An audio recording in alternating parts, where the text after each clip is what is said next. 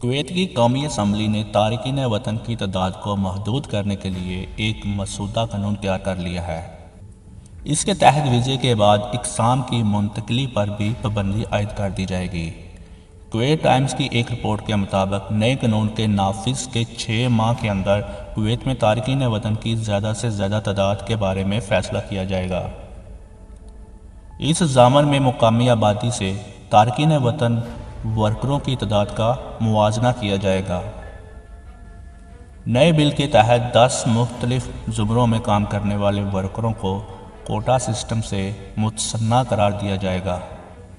ان میں گھروں میں کام کرنے والے نوکر، طبی عملہ، معلمین اور خلیجی تعاون کونسل GCC کے شہری شامل ہیں۔ نئے مجوزہ قانون کے تحت ویزوں کے بعد قسموں اور ان کے اجرا کے موجودہ طریقہ کار پر بھی پابندی عائد کر دی جائے گی۔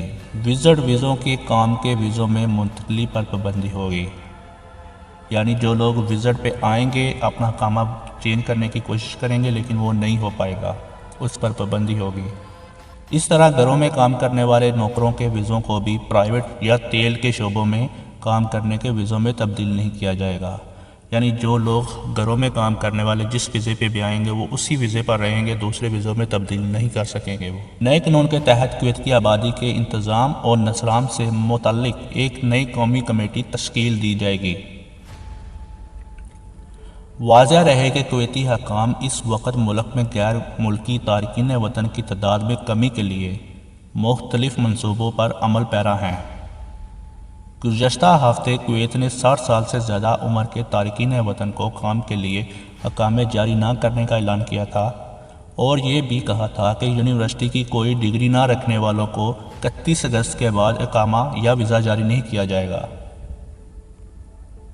کویت سے 3,60,000 تارکین وطن مزدوروں اور ان کے آبائی ممالک میں بھیجنے کے منصوبے پر کام کیا جا رہا ہے۔ اس ضمن میں کویتی حکومت اور قومی اسمبلی دونوں متفقہ طور پر طویل المیعاد اور قلیل المیعاد اقدامات پر غور کر رہے ہیں۔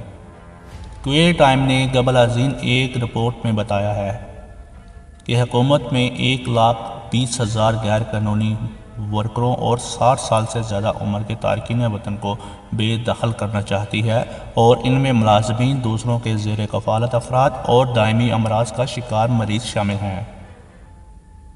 حکومت کے فراہم کردہ اعداد و شمار کے مطابق حکومت کی آبادی میں 2005 سے 2019 کے درمیان 55% اضافہ ہوا ہے اور یہ 13,30,000 نفوس بنتے ہیں۔